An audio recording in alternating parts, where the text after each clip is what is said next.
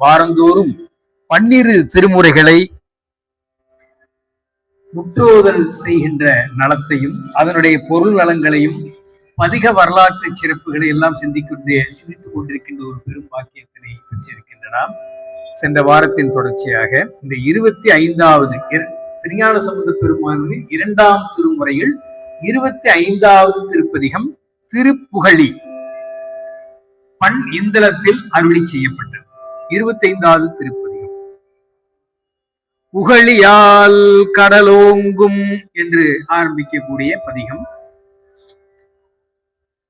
புகழியால் கடலோங்கும் பாருளி என்று திருஞான சம்பந்த பெருமான் இந்தள பண்ணில் அவருடைய திருப்பதி. திருப்புகழி என்பது சீர்காழி. சீர்காழியுடைய அந்த தளத்து சிறப்பை நம்ம பல தடவை நம்ம சொல்லிட்டோம். அதனால இப்ப நம்ம மீண்டும் சொல்ல வேண்டியதில்லை என்று கருதுகின்றேன். திருப்புகழி என்பது சீர்காழியை குறிப்பது. திருஞான சம்பந்த பெருமான் அவதாரம் செய்த தலமும் அதுதான்.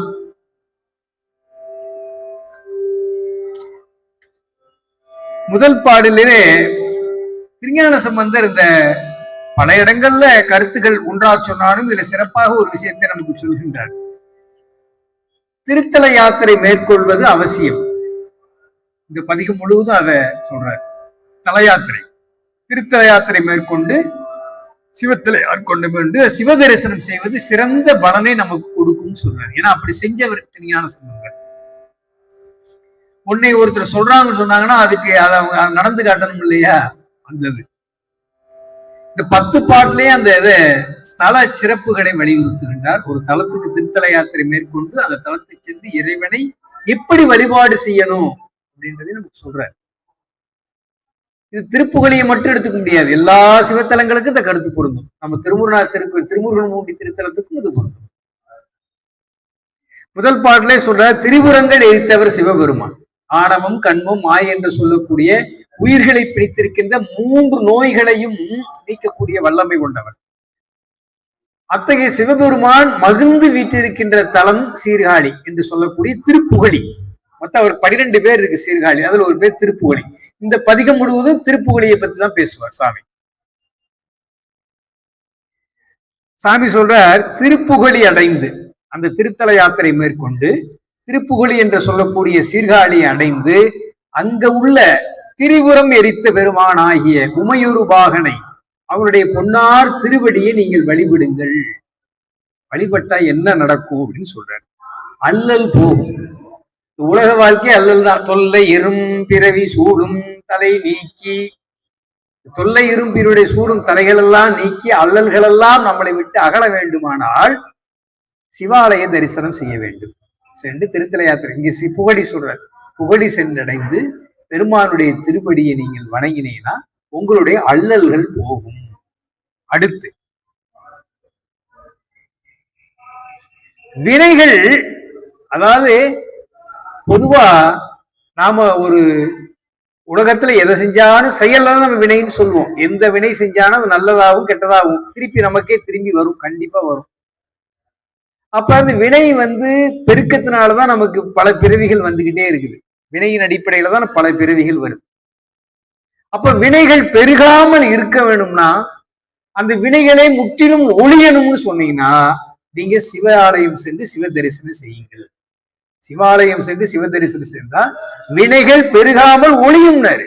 கண்டிப்பா முதல் பாட்டு ஒழியும், உறுதி சொல்றாரு. அதே மாதிரி அல்லல்களும் நீங்கும்.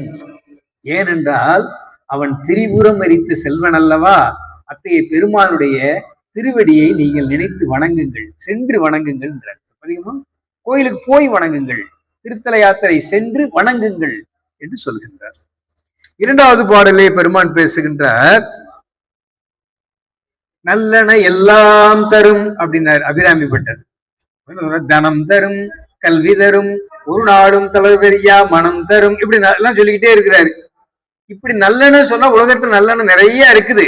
அதனால நல்லெண்ண எல்லாம் தரும். எது எது நீங்க நல்லெண்ண நன்மை தரக்கூடியது நீங்க எதையெல்லாம் சொல்கிறீர்களோ அதையெல்லாம் மொத்தமா இறைவன் கொடுத்துருவார். அதான் சிறப்பு. இப்படி நன்மைகள் பலவும் உங்களை அடையணுமான்னார், உங்களை தேடி வரணுமான்னு கேட்டார். ரொம்ப சிறப்பு இல்லையா? நன்மைகள் நம்மளை தேடி வருது ஒரு சிறப்பு இல்லையா? உங்களுக்கு தேடி உங்களை தேடி நன்மைகள் வந்து உங்களை அடைய வேண்டுமா? நீங்க திருத்தலை யாத்திரை மேற்கொண்டு சிவ ஆலயம் சென்று அங்கு உமையொரு பாகனை நீங்கள் வழிபாடு செய்யுங்கள். உங்களுக்கு நல்லன எல்லாம் கண்டிப்பாக கிடைக்கும் அப்படின்ற உறுதிப்பட சொல்கின்றார் திருஞான சம்பந்த பெருமான்.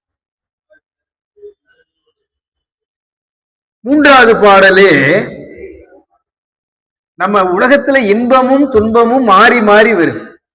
ஏதோ கொஞ்ச காலம் இன்பமா இருக்கு, ரொம்ப காலம் துன்பமா இருக்கு. சிறிது கால இன்பம், பெரிது காலம் துன்பம். இதான் உலக வாழ்க்கை. அப்ப துன்பமும் இன்பமும் மாறி மாறி வரும்போது அந்த ஆன்மா எனக்கு என்ன நினைக்கிறா, துன்பம் இல்லாத ஒரு இன்பமான வாழ்க்கை நமக்கு கிடைக்காதா அப்படின்னு அதுக்கு தோணும். அப்படி உங்களுக்கு வேணுமான்னு கேட்டார் ஞானசம்பந்தர். இன்பம் மட்டுமே உங்களுக்கு வேணுமான்னு, சிவாலயம் சென்று சிவ தரிசனம் செய்யுங்கள், உங்களுக்கு கண்டிப்பா இன்பம் கிடைக்கின்றார். ஏன்னா அவன் இன்ப வடிவினன். சங்கரன் அப்படின்னா இன்பத்தை தருபவன் அர்த்தம். சங்கரா அப்படின்னா அந்த இன்பம் தானாவே வரும். அப்ப இன்ப வடி நம்ம நல்லா கேளுங்க, நமக்கு சந்தோஷமான, நமக்கு நம் மீது அன்பு கொண்ட ஒருவரை நம்ம நினைச்சோன்னு வைங்க, அவர் நினைச்சாவே நமக்கு ஒரு சந்தோஷம் வரும் இல்லைங்களா? நமக்கு தீங்கு செய்பவர் நினைச்சா என்ன வரும்? துன்பம் வரும். அப்ப அந்த உலகம் நமக்கு தீங்குகள் புரிகிறது. ஆனா இறைவன் நமக்கு இன்பத்தை தருகின்றார். ஆகவே எதை நினைக்கிறோமோ அதை நினைங்கன்னாரு. அப்ப இன்பம் எங்க இருக்குன்னா கோயில்லதான் இருக்கு. அவர் தான் இன்ப வடிவன் சங்கரன். அவனை போய் தரிசனம் செய்யுங்க, உங்களுக்கு கண்டிப்பா இன்பம் கிடைக்கும் உறுதி என்று பேசுகின்றார். அப்படி செய்யணும்னா இந்த மூணாவது பாட்டுல ஒன்று சொல்றாரு, சிவபெருமான் எழுந்தருள் இருக்கின்ற திருப்புகடி என்னும் திருத்தலத்தில் நீங்கள் சென்று அடைந்து இறைவனை அவர் சொல்ல பாருங்க, அடைந்து அவனை புகழ்ந்து பாடுங்கள். தேவார திருவாசகம் கொண்டு புகழ்ந்து பாடுங்கள். தேவார திருவாசகம் பாட தெரியல, படிக்க தெரியலன்னா பரவாயில்ல, அவருடைய திருநாமம் ஆகிய திரு ஐந்தெழுத்தை ஓதுங்கள், இன்பம் உங்களுக்கு தானாக வந்து அடையும் என்று மூணாவது திருப்பாடல் மிக அருமையாக பெருமான் பேசுகின்றார். அப்புறம் நான்காவது பாட்டுல சொல்றாரு, நீங்க கோயிலுக்கு சென்று சிவபெருமானை தொழுது அவர் மீது நீங்கள் அன்பு செலுத்துங்கள். நீங்க அதை கொடுங்க இதை கொடுங்கன்னு எந்த எதையுமே சாமி சொல்ல, நீங்க அவருக்கு போய் எதை கொடுங்க இதை கொடுங்க. அவர் நம்ம கிட்ட இருக்க வேண்டது, எதிர்பார்க்கறது ஒன்னே ஒண்ணுதான், நம்மளோட அன்பு தான். அதை நம்ம கொடுத்தா போதும். அதை மட்டும் நம்ம கொடுக்க மாட்டோம், பெரும்பாலும் அது கொடுக்கறது இல்லையே.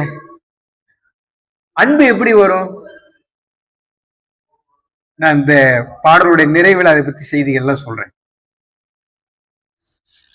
ஐந்தாவது பாடலிலே இறைவனை ஏத்த இடர் இல்லையேன்னு, நீ தேவார திருவாசகம் கொண்டு இறைவனை புகழ்ந்தால் இடர் இல்லையே அப்படின்னு. ஆறாவது பாட்டுல ஒரு அருமையான ஒரு கருத்தை சாமி சொல்றார், நிறையினால் தொழ நேசமாகுமே அப்படின்னு. நிறை என்பது கற்பை குறிக்கும். ஒரு பெண்மணி இருக்கிறா, தன்னுடைய கணவர் மீது மட்டும் அன்பு செலுத்துவார். அதைத்தான் நம்ம கற்பு அப்படின்னு சொல்லுவோம், கற்புடைய மகள் அப்படின்னு சொல்லுவோம். கணவர் மீது மட்டும் அன்பு, பிற ஆடவரை மனதால் கூட நினைக்க மாட்டாங்க. அதான் உண்மையான கற்பு.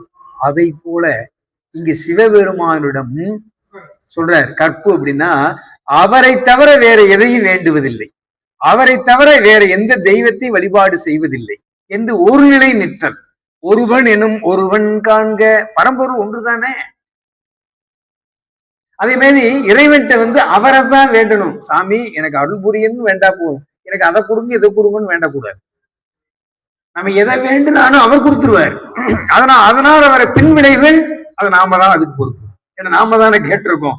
அதனால சாமி எனக்கு என்ன கேட்பது என்றே தெரியாதுன்னு சொல்லுங்க, அதுதான் உண்மை. நமக்கு என்ன செய்யணும்னு அவருக்கு முழுமையா தெரியும்.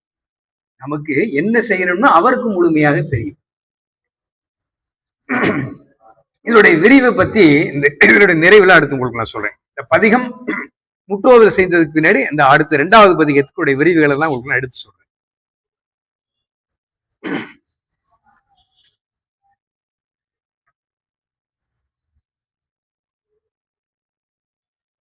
திருப்புகழி சென்று இறைவனை நீங்கள் வழிபாடு செய்தால் உங்களுடைய பாவங்கள் அழியும்.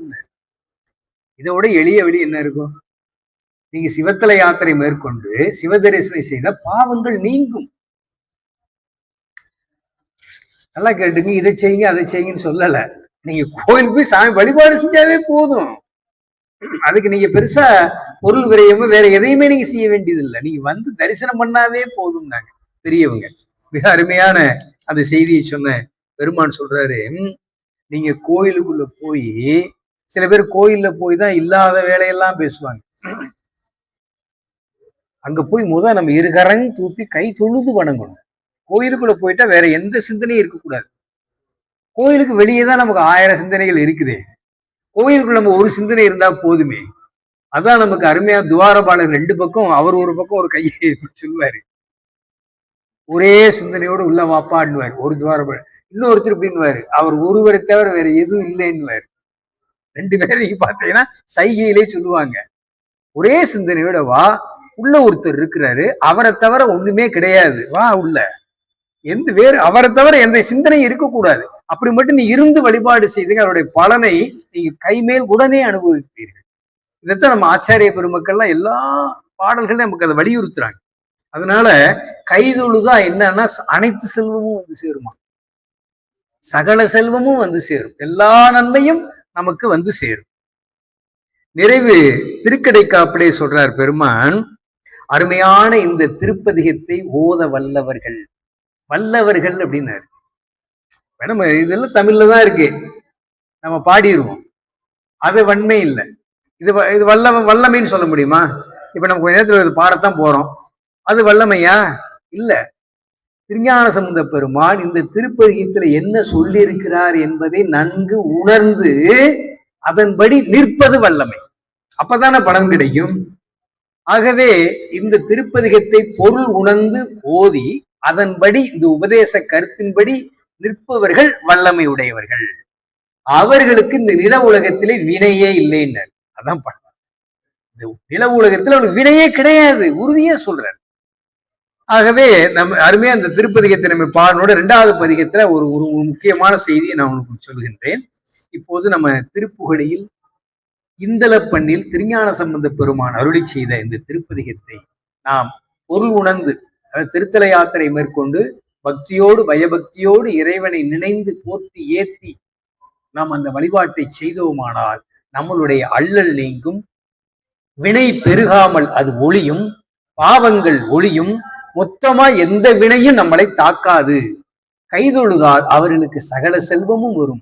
எல்லா நல்லது உலகத்தில எல்லாம் எது எது நல்லன என்று சொல்கின்றோமோ அத்தனை நல்லதையும் பெருமான் நமக்கு அருள்வார், இது உறுதி என்று உறுதிப்பட பேசிய இந்த திருப்பதிகத்தை திருஞான சம்பந்த பெருமானுடைய குருவடியை வணங்கி நாம் திருமுருகநாத பெருமானுடைய மலர்பாதத்திற்கும் சீகாழி மேவிய திருப்புகழிநாதருக்கும் நாம் விண்ணப்பிப்போமாக. திருச்சிற்றம்பலம்.